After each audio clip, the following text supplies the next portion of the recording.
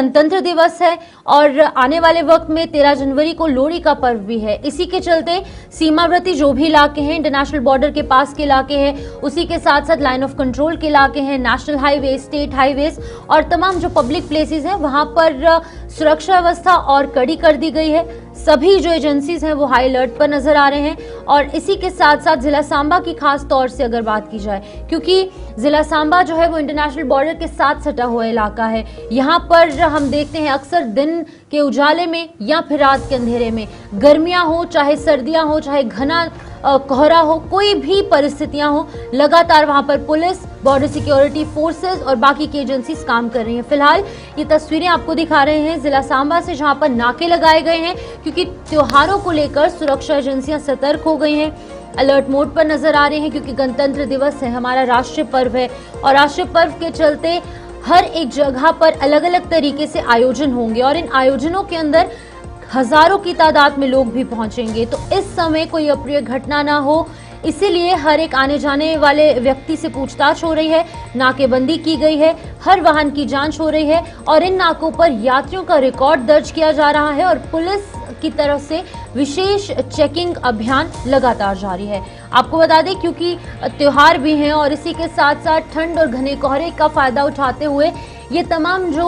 शरारती तत्व हैं या फिर हम कहें असामाजिक तत्व जो एंटी नेशनलिस्ट एक्टिविटीज के अंदर इन्वॉल्व जो भी लोग हैं, वो कहीं ना कहीं जम्मू कश्मीर का सांप्रदायिक सौहार्द बिगाड़ने की कोशिश कर सकते हैं। तो इन सभी परिस्थितियों को देखते हुए जम्मू कश्मीर पुलिस, बीएसएफ और बाकी की जो हमारी सिक्योरिटी एजेंसीज हैं, हर एक जगह पर उनकी पैनी नजर देखने को मिल रही है। हमारे साथ ऋषि खजूरिया जिला सांबा से ज्वाइन कर चुके हैं। ऋषि, इंटरनेशनल बॉर्डर के साथ सटे हुए जो भी इलाके हैं, यहाँ पर स्टेट हाईवेज हैं, नेशनल हाईवेज हैं, किस तरीके की चेकिंग की जा रही है, क्योंकि इंटरनल सिक्योरिटी के साथ साथ बॉर्डर सिक्योरिटी भी इक्वल इंपॉर्टेंट है।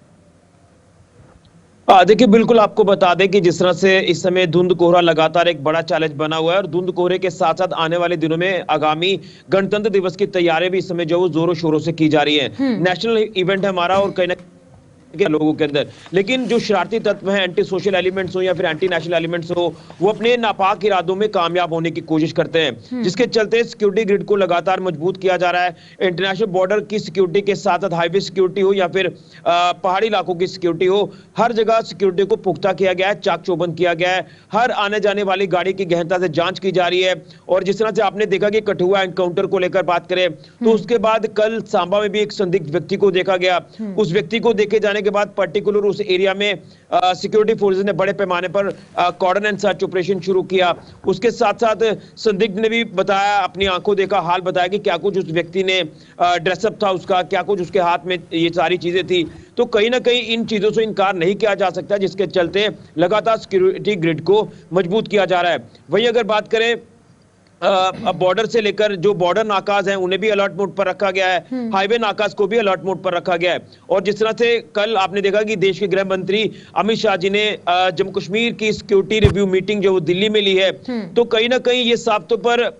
ये जो चीजें नजर आ रही हैं कि कहीं ना कहीं जो दुश्मन है वो नापाक इरादों में कामयाब होने की कोशिश कर रहा है। तो दुश्मन की हर गतिविधि को क्लोजली वॉच किया जा रहा है और अगर दुश्मन कोई भी नापाक हरकत करेगा तो दुश्मन को मुंह तोड़ जवाब दिया जाएगा। देखिए, एक तरफ हम लगातार बॉर्डर नाकाज की बात करें, हाईवे नाकाज की बात करें, जो स्क्रीन पर आप तस्वीरें भी दिखा रहे हैं, लगातार सिक्योरिटी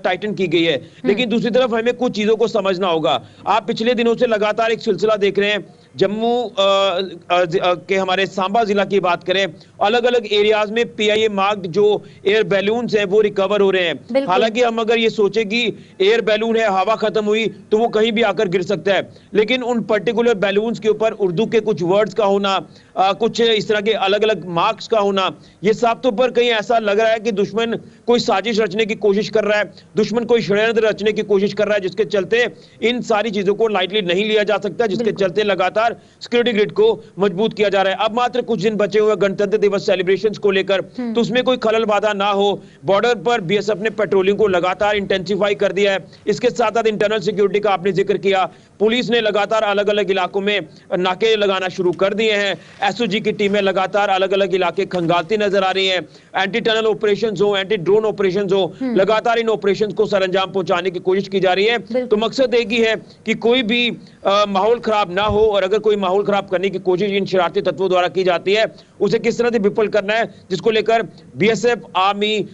जम्मू कश्मीर पुलिस, तमाम बेल्ट फोर्सेस की अगर बात करें तो उनकी तैनाती साफ तौर पर दर्शा रही है कि हमारे जवान पूरी तरह से तत्पर हैं और तैयार हैं। लगातार जांच एजेंसियां हो, सुरक्षा एजेंसियां हो, हर जगह अलर्टनेस बरतते नजर आ रहे हैं, क्योंकि हाई अलर्ट ऑलरेडी घोषित किया गया है। बिल्कुल ऋषि, एक चीज़ इंपॉर्टेंट है, क्योंकि देखिए जैसे आपने कहा कि PIA लिखा हुआ बलून, उर्दू के अंदर लिखी हुई चीज़ें यहाँ पर बरामद हो रही हैं। दूसरी तरफ स्ट्रेंजर्स को देखा जा रहा है और ये पहली बार नहीं है। और वैसे भी सांबा थोड़ा सा सेंसिटिव एरिया भी है, क्योंकि इंटरनेशनल बॉर्डर के साथ सटा हुआ एरिया है। तो लोगों को कैसे कॉन्फिडेंस में लिया जाएगा इन सिक्योरिटी एजेंसीज और पुलिस की तरफ से, क्योंकि लोगों में भी जाहिर तौर से पैनिक देखने को मिलता है, क्योंकि पहले इस तरीके के एंटी टेररिस्ट ऑपरेशंस और इस तरीके के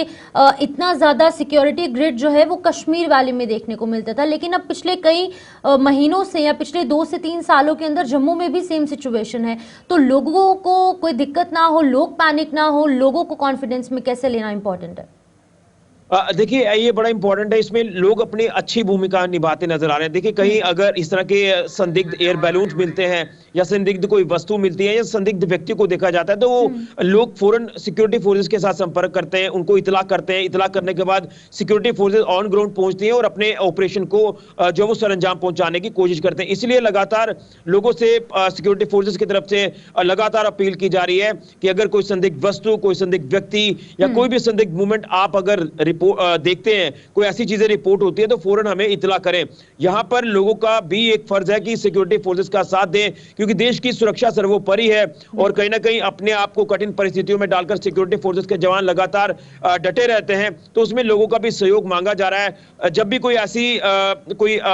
चीजें सामने आती हैं तो उसमें लोगों का सहयोग बड़ा इंपॉर्टेंट हो जाता है। इसलिए ये सिलसिला लगातार पिछले कई सालों से हम देखते तो आ रहे हैं कि दुश्मन कहीं ना कहीं नापाक हरकतों को अंजाम देने की कोशिश करता है। अंतर्राष्ट्रीय सीमा के रास्ते आतंकी घुसपैठ के चांसेस बढ़ जाते हैं और खासतौर पर ड्रोन के माध्यम से हथियारों के और नशे की खेप आने के चांसेस बढ़ जाते हैं। इसलिए लोगों को लगातार अवेयर किया जा रहा है कि अगर ऐसी चीजें कोई दिखती हैं तो फौरन हमें संपर्क करें, ताकि सिचुएशन को पूरी तरह से कंट्रोल किया जा सके। ये बड़ा इंपॉर्टेंट है इस समय सिक्योरिटी फोर्सेस का साथ देना हम लोगों का। ठीक है ऋषि, आप ज़रा नज़र बनाए रखिए, क्योंकि इस समय बहुत ज़्यादा सेंसिटिव एरियाज़ जो हैं और जो सेंसिटिव नहीं भी है उन एरियाज़ पर भी पैनी नज़र रखी जा रही है। जिस तरीके से हम देख रहे हैं इंटरनेशनल बॉर्डर के साथ सटे हुए एरियाज़ हों, चाहे हाईवेज़ हों और स्टेट हाईवेज़ है, नेशनल हाईवेज़ है, वही लाइन ऑफ कंट्रोल, ये तमाम वो एरियाज़ हैं जहाँ पर की नज़र रखी जा रही है।